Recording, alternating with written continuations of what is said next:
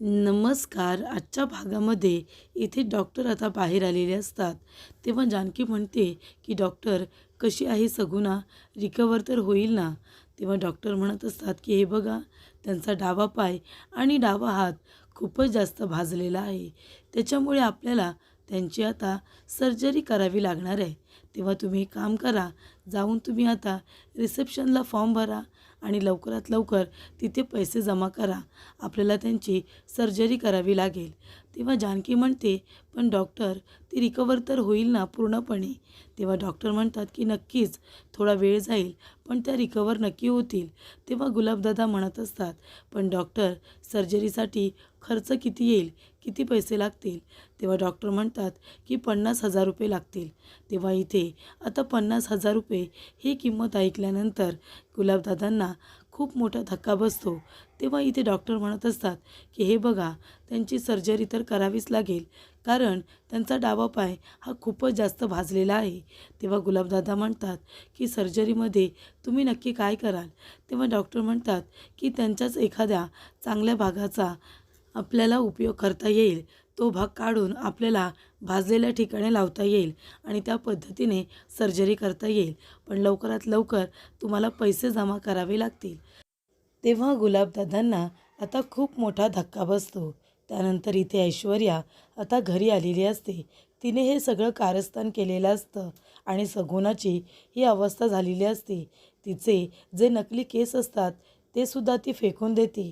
चेहऱ्याला तिने जो मेकअप केलेला असतो म्हाताऱ्या माणसाचा, तो मेकअपसुद्धा ती आता काढते आणि तिचे केस वगैरे खराब झालेले असतात. तेव्हा इथे ऐश्वर्याला आठवतं, की तिने हे सगळं प्लॅनिंग जानकीला त्रास देण्यासाठी केलेलं असतं, तिला भाजण्यासाठी केलेलं असतं. पण इथे जानकीला त्रास न होता तो त्रास झालेला असतो सगुणाला. तर इथे ऐश्वर्याने सगुणाला शिक्षा दिलेली असते. कारण का, जेव्हा सगुणा आणि ऐश्वर्या एक टीम असतात, तेव्हा दोघीजणी मिळून जानकीला त्रास देत असतात. पण आता इथे ऐश्वर्याने चांगलंच सगुणालाच भाजलेलं असतं. तेव्हा इथे आता ऐश्वर्या म्हणत असते, "उगाच गेले मी तिथे, उगाच माती खाल्ली आणि माझ्यामुळे त्या सगुणाला आता इथे एवढा त्रास झालेला आहे. तेव्हा इथे जानकीला झाला असता तर जास्त बरं झालं असतं," असं ती म्हणत असते. ऐश्वर्या घरी आल्यानंतर समोरच असते ती म्हणजे अवंतिका. अवंतिकाला बघितल्यानंतर ऐश्वर्या खूप घाबरते आणि ती लगेचच तिला इग्नोर करून निघून जात असते. तेव्हा इथे अवंतिका म्हणते, एक मिनिट, 1 मिनिट थांब. हे तुझ्या केसांना व्हाईट व्हाईट काय लागलं गं?" तेव्हा इथे आता ऐश्वर्या म्हणत असते, "व्हाईट व्हाईट काय लागले म्हणजे? एका ठिकाणी काम चालू आहे ना, तिथे रंग वगैरे देत आहेत. त्यातूनच पेंट वगैरे सांडला असेल माझ्या केसांवरती, बाकी काही नाही." तेव्हा अवंतिका म्हणते, "नाही हां, अजिबात नाही. खोटं बोलू नकोस. मला माहिती आहे, तुझ्याकडे बघूनच मला कळते की तू एक नंबरची खोटारडी आहेस. तू विसरली आहेस का? अगं, मी वकील आहे, वकील. मी आहे ना, तुझ्याकडे बघितलं ना, तरच मला कळलं की तू कुठून तरी काहीतरी काम करून आलीस, ते सुद्धा चुकीचं. आणि म्हणून तुझ्या डोळ्यामध्ये मला आता भीती दिसते. कळलं ना? गुन्हेगारांकडे बघितल्यानंतरच मला कळतं की तो खरं बोलतोय की खोटं." तेव्हा ऐश्वर्या म्हणते, मला गुन्हेगार म्हणायचं नाही हां. मी काही केलेलं नाही आहे. असं नुसतं पक पक पक पक पोपटावाणी बोलू नको, कळलं ना? मी घाबरत नाही तुला आणि मी कुणालाच घाबरत नाही." तेव्हा अवंतिका म्हणते, "हो का? अगं, पण तू विसरली आहेस का? मी या घरामध्ये आल्यापासून तुला भीतीच वाटते. मी काय केलं आहे तू विसरलीस? आधी दादा वहिनींची रूमसुद्धा मीच मिळवली. त्याच्यानंतरला घरातला मानाचा हारसुद्धा मीच मिळवला. मग आता सांग तू, कोण श्रेष्ठ आहे या घरामध्ये?" तेव्हा इथे ऐश्वर्या म्हणत असते, "जास्त बोलू नकोस. हे घर माझं आहे, कळलं ना?" अवंतिका म्हणते, "सॉरी हां, सॉरी बेबी. हे घर फक्त तुझ्या एकटीचं नाही आहे. हे घर आम्हा सगळ्यांचं आहे. तुला काय वाटलं, तू या घरातून जानकी वहिनीला बाहेर काढलंस तर हे सगळं तुझं झालं का? अजिबात नाही. जानकी वहिनीला या घरामध्ये मी परत घेऊन येणार म्हणजे येणार. तू त्यांना घरातून हाकलून दिलेस, पण मी त्यांना या घरामध्ये आणल्याशिवाय स्वस्थ बसणार नाही." तेव्हा ऐश्वर्या म्हणते, "जे काही करायचं आहे ते कर, पण तू तिला मी इथे असताना, मी या घरामध्ये असताना तू जानकीला या घरामध्ये आणू शकत नाही. कारण तुला माहिती आहे ना, या घरातली सगळी माणसं माझ्या खिशात आहेत." तिथे नाना तर आता बेडरूममध्येच असतात. ते बेडरेस्ट घेत आहेत आणि त्याच्यामध्ये आजी तर माझ्या खिशातच आहे आणि आई माझ्या मुठीमध्ये. मला असं वाटलं मूठ हळूहळू सुटत चालले की ती कशी गच्च करायची मला बरोबर माहिती आहे. अगं इमोशनल 2 शब्द बोलायचे, डोळ्यातून अश्रू काढायचे आणि रडारड करायची की आई इमोशनल झाल्याच म्हणून समज. तेव्हा इथे आता अवंतिका म्हणत असते, "तू हे जे काही बोलली आहेस ना, सगळं मी माझ्या मोबाईलमध्ये रेकॉर्ड करून ठेवले. आता मी जाऊन आईना दाखवते." तेव्हा इथे डॉक्टर म्हणत असतात की जा लवकरात लवकर पैसे जमा करा, आम्हाला सर्जरी सुरू करायची आहे, त्याशिवाय त्या जिवंत नाही राहणार. तेव्हा इथे जानकी म्हणालेली असते की पैसे आहेत आमच्याकडे, आम्ही पैसे जमा करतो, तुम्ही सर्जरीला सुरुवात करा. तेव्हा डॉक्टर म्हणतात ठीक आहे, लवकरात लवकर तुम्ही तिथे ॲडमिशन करून घ्या, त्यांना ॲडमिट करून घ्या आणि पैसे जमा करा. तेव्हा इथे जानकीला आठवतं की त्यांच्याकडे ओवीच्या शाळेची फी भरण्यासाठीचे जे पैसे असतात ते जानकी आता द्यायला तयार झालेली असते. तेव्हा इथे ऋषिकेशसुद्धा म्हणतो की अगदी बरोबर, आपण देऊया पैसे. तेव्हा गुलाबदादा म्हणतात की दादा खरंच थँक्यू आणि तो लगेच ऋषिकेशचे पाय पकडतो आणि म्हणतो तुमचे उपकार मी हे कधी विसरू. तेव्हा ऋषिकेश म्हणतो गुलाब अरे असं काय करतो आहेस तू? अरे तू आमची फॅमिली आहेस आणि आमच्या फॅमिली मेंबरला जर त्रास होत असेल तर मदत करायला नको का? हे बघ तू काळजी करू नको, मी आणि जानकी आम्ही दोघेजणं घरी जातो आणि पैसे घेऊन येतो. सगुणाला काही होणार नाही. आमच्या पडत्या काळात तुम्ही आम्हाला मदत केलीत, मग आता आम्ही तुम्हाला मदत करायला नको का?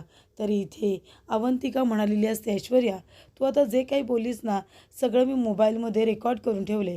जाऊन आता आईना दाखवते की तू हे सगळं मुद्दामून घडून आणलेस म्हणून. तू इथे जानकी वहिनींना घरातून हाकलून दिलंस आणि या घरालासुद्धा तुझ्या मुठीमध्ये ठेवायला बघतेस, हो की नाही? तेव्हा इथे आता अवंतिका म्हणत असते मगाशी काय म्हणालीस मला? पोपट म्हणालीस ना? जाऊ का आता उडत उडत आईंकडे आणि दाखवू का त्यांना हा व्हिडिओ? तेव्हा ऐश्वर्या म्हणते अगं तू घरातल्या लोकांना इन्व्हॉल्व कशाला करतेस? ही भांडणं तुझी आणि माझी आहेत ना, याच्यामध्ये आईनं तू कशाला घेतेस, हो की नाही? जे काही आहे ते तुझं आणि माझं, उगाच घरातल्या लोकांना याच्यामध्ये त्रास देऊ नकोस. तेव्हा अवंतिका म्हणते हो का? मग मी सहजासहजी तुझं ऐकणार नाही आहे. हे बघ तू एक काम कर, तू ना माझी माफी माग, म्हण की अवंतिका खरंच सॉरी, आता पुन्हा मी तुझ्याबरोबर अशी वागणार नाही हां, मी तुझ्याबरोबर नेहमी चांगलंच वागेन असं तू म्हण. तेव्हाच या मोबाईलमधला व्हिडिओ डिलीट होईल, कळलं तुला? तेव्हा इथे अवंतिका म्हणत असते नाही मागायची आहे का माफी? ठीक आहे मग मी जाते. तेव्हा ऐश्वर्या म्हणते एक मिनिट थांब, तुला जे हवं आहे ना ते मी तुला देते, 1 मिनिट थांब. आणि ऐश्वर्याचा आता नाईलाज होतो कारण अवंतिकाकडे व्हिडिओ असतो ज्याच्यामध्ये ऐश्वर्या म्हणालेली असते की या घरातले सगळे इमोशनल फूल्स आहेत, यांना आपल्या बाजूने करायचं असेल तर फक्त इमोशनल 2-3 वाक्य मारायची, डोळ्यातून पाणी काढायचं, म्हणजे ही लोकं आपल्या खिशात येतात. तेव्हा इथे आता ऐश्वर्या घाबरते, हात जोडते आणि म्हणते की अवंतिका खरंच सॉरी, मला माफ कर, मी तुझ्याबरोबर नेहमी चांगलंच वागेन, एक्स्ट्रीमली सॉरी असं इथे आता ऐश्वर्या अवंतिकाला म्हणत असते. तेव्हा अवंतिका म्हणते हो का, असंच करायचं, कळलं ना तुला? तेव्हा इथे ऐश्वर्या म्हणते पण प्लीज प्लीज अवंतिका तो व्हिडिओ डिलीट कर ना. तेव्हा अवंतिका म्हणते हो गं मी व्हिडिओ डिलीट केला असता, पण कसं आहे ना याच्यामध्ये मी कुठला व्हिडिओ शूट केलेलाच नाही आहे. अगं माझा फोन स्विच ऑफ झाला आहे ना, तेव्हा मी त्याला चार्ज करण्यासाठी इथे आले होते, बाकी काही नाही.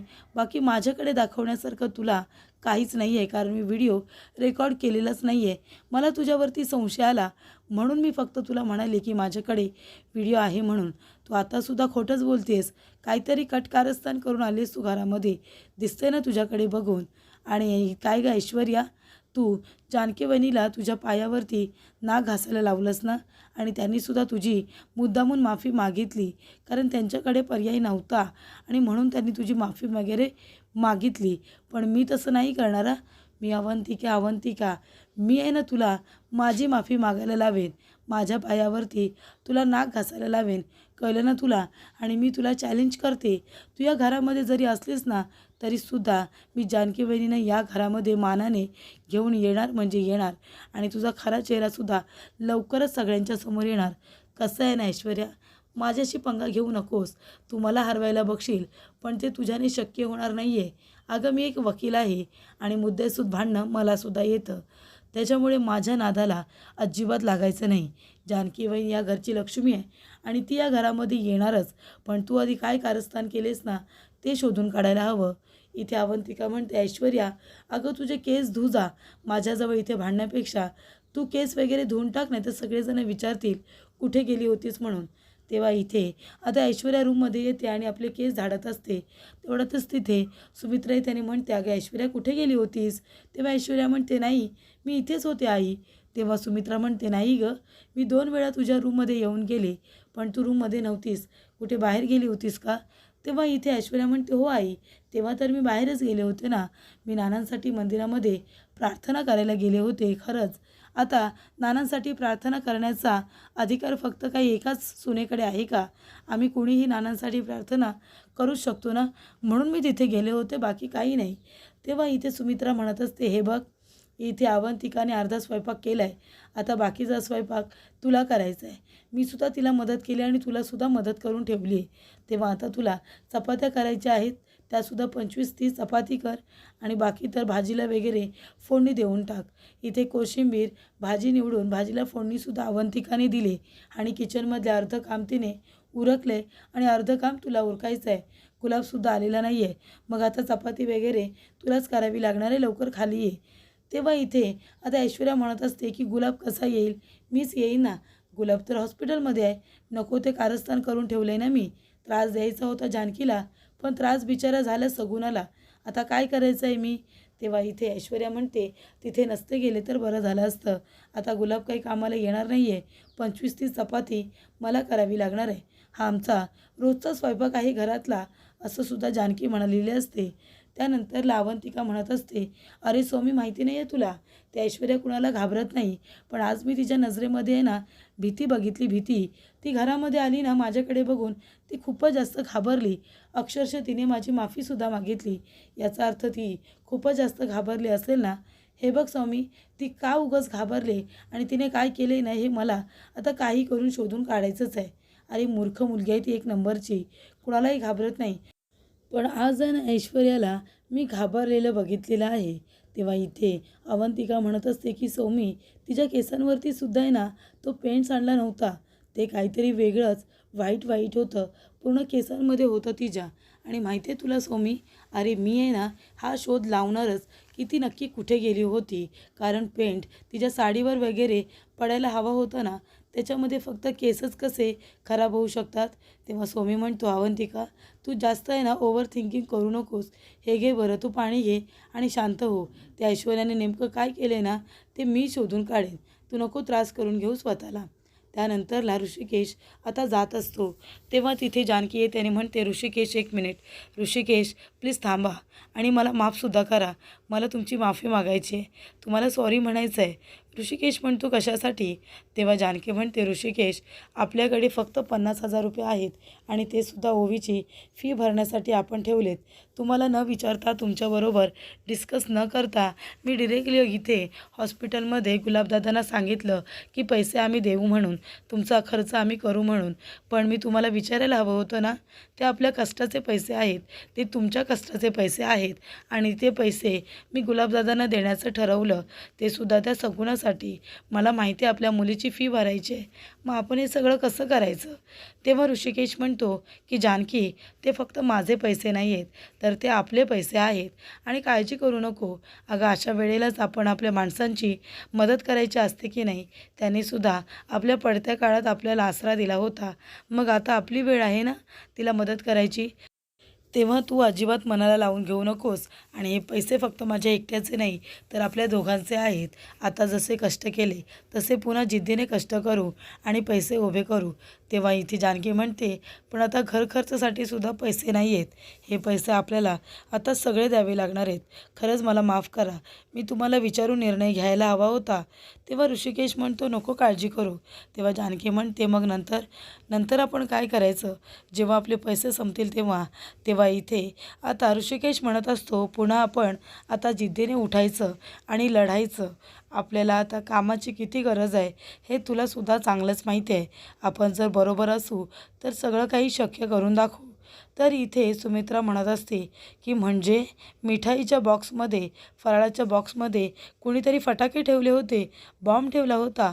अरे पण एवढं वाईट कुणी का वागेल ना?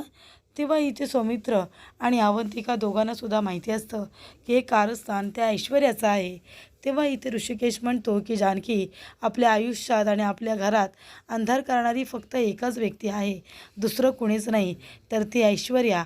हे कारस्थान ऐश्वर्याचं आहे. तर इथे सुमित्रा, अवंतिका, त्याचबरोबर ऐश्वर्या सगुणाला बघायला हॉस्पिटलमध्ये आलेले असतात. तेव्हा इथे आता ऑक्सिजन सुमित्राच्या पायावरती पडणार, तेवढ्यातच ते ऋषिकेशने पकडलेलं असतं.